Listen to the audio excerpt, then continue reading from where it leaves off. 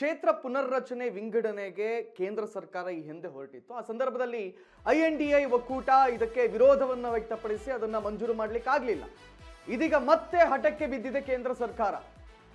ಈ ಸಂಸತ್ ಅಧಿವೇಶನದಲ್ಲೇ ಮಸೂದೆಯನ್ನ ಮಂಡನೆ ಮಾಡಬೇಕು ಅಂತ ಕೇಂದ್ರ ಸರ್ಕಾರ ಹೊರಟಿದೆ. ಮತ್ತೆ ಮಸೂದೆ ಮಂಡನೆಗೆ NDA ಸರ್ಕಾರ ರೆಡಿ ಆಗ್ತಾ ಇದೆ.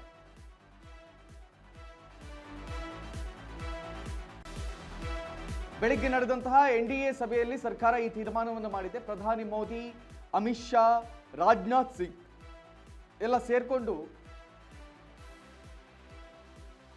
ಬಿಜೆಪಿ ಮತ್ತು ಮಿತ್ರ ಪಕ್ಷಗಳು ಕೂಡ ನಾಯಕರು ಕೂಡ ಭಾಗಿಯಾಗಿದ್ದಾರೆ. ಗೃಹ ಸಚಿವ ಅಮಿತ್ ಶಾ ರಿಂದ ಬಿಲ್ ಮಂಡನೆ ಆಗ್ತಾ ಇದೆ. ಕಳೆದ ಬಾರಿ ಮಸೂದೆಯನ್ನ ಮಂಡನೆ ಮಾಡಕ್ ಹೋದಾಗ INDA ಒಕ್ಕೂಟ ಇದಕ್ಕೆ ವಿರೋಧವನ್ನು ವ್ಯಕ್ತಪಡಿಸಿತ್ತು. ಆ ಮಸೂದೆಯನ್ನ ಸಂಸತ್ನಲ್ಲಿ ಸೋಲಿಸಿತ್ತು, ಅದು ಜಾರಿ ಆಗದಂತೆ. ಆದರೆ ಈ ಬಾರಿ ರಾಜ್ಯಸಭೆಯಲ್ಲೂ ಕೂಡ ಬಲ ವೃದ್ಧಿಸಿಕೊಂಡಿರುವಂತಹ NDA ಇದನ್ನ ಜಾರಿ ತರಲಿಕ್ಕೆ ಶತಾಯ ಗತಾಯ ಪ್ರಯತ್ನವನ್ನ ಮಾಡ್ತಾ ಇದೆ. ಮಸೂದೆ ಬೆಂಬಲಿಸುವಂತಹ ಭರವಸೆಯನ್ನು ನೀಡ್ತಾ ಇದೆ.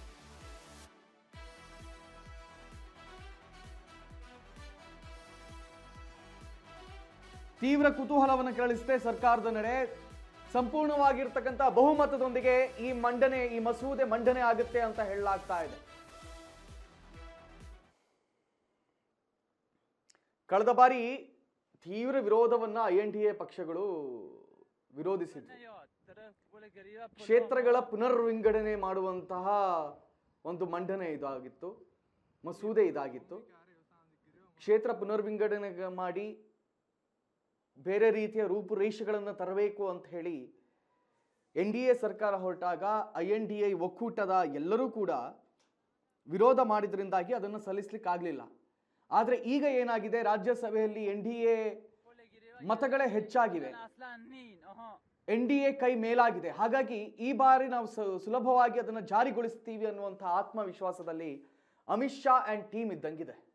ಏನೇ ಈ ವಿಚಾರದ ಕುರಿತಾಗಿ ನಮ್ಮ ಪ್ರತಿನಿಧಿ ಜಾಯಲ್ ನಮ್ಮ ಜೊತೆ ದೂರವಾಣಿ ಸಂಪರ್ಕದಲ್ಲಿದ್ದಾರೆ. ಜಾಯಲ್, ಕೇಂದ್ರ ಸರ್ಕಾರ ಒಂದು ಕಡೆಯಲ್ಲಿ ಹಠಕ್ಕೆ ಬಿದ್ದಿದೆ, ಶತಾಯ ಗತಾಯ ನಾವು ಈ ಮಸೂದೆಯನ್ನ ಮಂಡನೆ ಮಾಡೇ ಮಾಡ್ತೀವಿ ಅಂತ ಹೇಳಿ. ಅದಲ್ಲದೆ ರಾಜ್ಯಸಭೆಯಲ್ಲಿ ಅವರೇ ಈಗ ಮೇಲ್ಕೈಯನ್ನ ಸಾಧಿಸ್ತಾ ಇರೋದ್ರಿಂದ ಇದು ಬಹಳ ಸುಲಭ ಆಗಬಹುದು ಅಂತ ಹೇಳಿ ಏನೇನು ಅಪ್ಡೇಟ್ಸ್ಗಳು ಲಭ್ಯವಾಗ್ತಾ ಇದೆ ಜಾಯಲ್?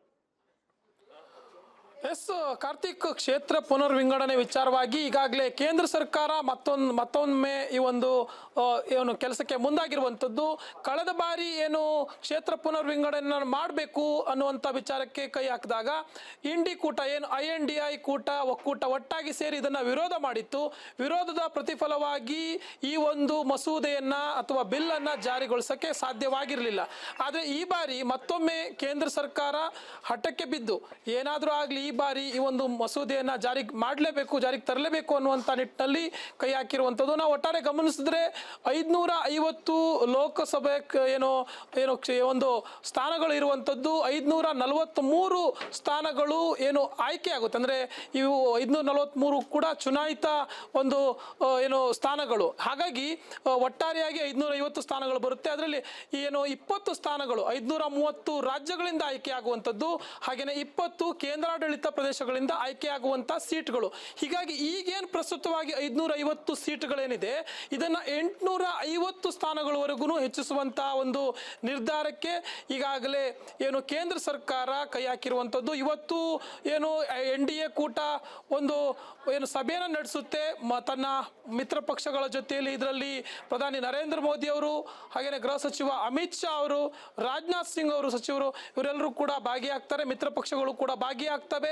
ಈ ಬಾರಿ ರಾಜ್ಯಸಭೆಯಲ್ಲೂ ಕೂಡ ತಮ್ಮ ಸ್ಥಾನಗಳನ್ನು ಹೆಚ್ಚಿಸಿಕೊಂಡಿರುವಂತಹ ನಿಟ್ಟಿನಲ್ಲಿ ಈ ಬಾರಿ ಈ ಒಂದು ಮಸೂದೆಯನ್ನ ಬಿಡದೇನೆ ಈ ಒಂದು ಮಸೂದೆಯನ್ನ ಅಂಗೀಕಾರ ಮಾಡಬೇಕು ಅನ್ನುವಂತ ನಿಟ್ಟಿನಲ್ಲಿ ಹೊರಟಿದ್ದಾರೆ. ಹೀಗಾಗಿ ಮತ್ತೊಮ್ಮೆ INDA ಮೈತ್ರಿಕೂಟ ಯಾವ ರೀತಿಯಾಗಿ ಇದಕ್ಕೆ ವಿರೋಧ ವ್ಯಕ್ತಪಡಿಸುತ್ತೆ ಅನ್ನೋದನ್ನು ಕೂಡ ಕಾದು ನೋಡಬೇಕಾಗುತ್ತೆ. ಹಾಗೇನೆ ಇಲ್ಲಿ ಪ್ರಮುಖವಾಗಿ ಇನ್ನೊಂದು ವಿಚಾರವನ್ನು ಗಮನಿಸಿದ್ರೆ ಈ ಒಂದು ಉತ್ತರ ಭಾರತ ಹಾಗೆ ದಕ್ಷಿಣ ಭಾರತ ಅನ್ನುವಂಥ ಕಾನ್ಸೆಪ್ಟ್ ಎಲ್ಲ ವಿಚಾರದಲ್ಲೂ ಅನುದಾನ ಇರ್ಬೋದು, ಈ ಸೀಟು ಹಂಚಿಕೆ ಇರ್ಬೋದು, ಎಲ್ಲ ಎಲ್ಲದರಲ್ಲೂ ಕೂಡ ನಾವು ಕೇಳಿ ಬರ್ತಾ ಇರುವಂತ ವಿಚಾರ. ಹೀಗಾಗಿ ತಾರತಮ್ಯ ಅಂತೂ ನಿರಂತರವಾಗಿ ನಡೀತಾ ಇರುವಂತ ವಿಚಾರ. ನೇರವಾಗಿ ಇದನ್ನು ಕೂಡ ಹೇಳ್ಬೋದು. ಯಾಕೆಂದ್ರೆ ಯಾವುದೇ ಸರ್ಕಾರ ಇದ್ರೂ ಕೂಡ ಉತ್ತರ ಭಾರತ ಹಾಗೆ ದಕ್ಷಿಣ ಭಾರತ ಅನ್ನುವಂಥ ಕಾನ್ಸೆಪ್ಟ್ ಇದೆ.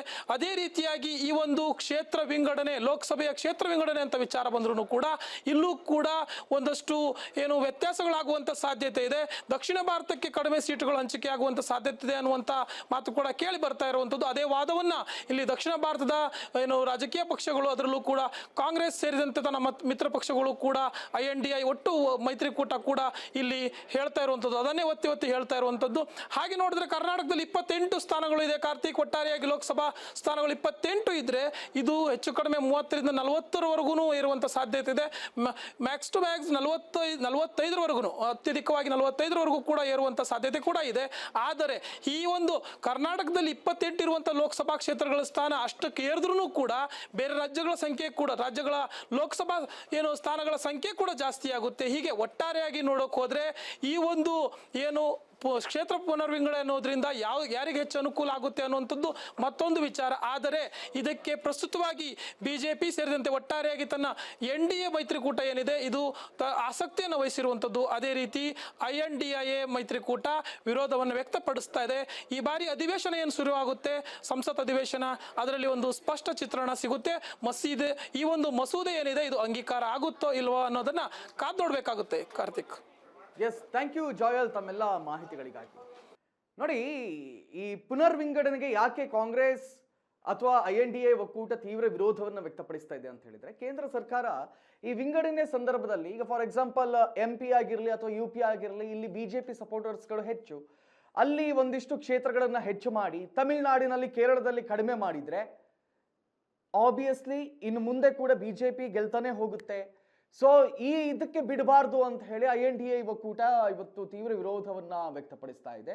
ಇವನ್ ಫಾರ್ ಎಕ್ಸಾಂಪಲ್ ಈಗ ನಮ್ಮ ಪ್ರತಿನಿಧಿ ಜಾಯಲ್ ಮಾತಾಡ್ತಾ ಹೇಳಿದ್ರು, ಕರ್ನಾಟಕದಲ್ಲಿ ಏನು 28 ಕ್ಷೇತ್ರಗಳಿವೆ, ಇದನ್ನ ಹೆಚ್ಚು ಮಾಡಿ 45 ಮಾಡಿದ್ರೆ, ತಮಿಳುನಾಡಲ್ಲಿ ಕಡಿಮೆ ಮಾಡಿದ್ರೆ, ಆಚೆ ಪಂಜಾಬಲ್ಲಿ ಕಡಿಮೆ ಮಾಡಿದ್ರೆ, ಮಹಾರಾಷ್ಟ್ರದಲ್ಲಿ ಹೆಚ್ಚು ಮಾಡಿದ್ರೆ ಆಬ್ವಿಯಸ್ಲಿ BJPಗೆ ದೊಡ್ಡ ಲಾಭ ಆಗುತ್ತೆ. ಸೊ ಒಟ್ಟಾರೆಯಾಗಿ ಪುನರ್ವಿಂಗಡಣೆ ಅನ್ನುವಂಥದ್ದೇನಿದೆ ಇದು ಯಾವ ರೀತಿ ಆಗುತ್ತೆ ಅದರ ಸ್ಪಷ್ಟನೆಯನ್ನ ಅದು ವಿಂಗಡಣೆ ಆದ ನಂತರವೇ ನಾವು ತೆಗೆದುಕೊಳ್ಬೇಕಾಗುತ್ತೆ. ಆಬ್ವಿಯಸ್ಲಿ ಈ ಬಾರಿಯೂ ಕೂಡ ಕಾಂಗ್ರೆಸ್ ಆಗಿರಲಿ ಅಥವಾ ಕಾಂಗ್ರೆಸ್ ಜೊತೆ ಇರುವಂಥ ಮೈತ್ರಿ ಪಕ್ಷಗಳಾಗಲಿ ತೀವ್ರವಾಗಿರುವಂಥ ವಿರೋಧವನ್ನ ಮಾಡುತ್ತೆ. ಇನ್ನೇನೆಲ್ಲ ಆಗುತ್ತೆ ಅದನ್ನ ಇನ್ನಷ್ಟೇ ಕಾದು ನೋಡಬೇಕು.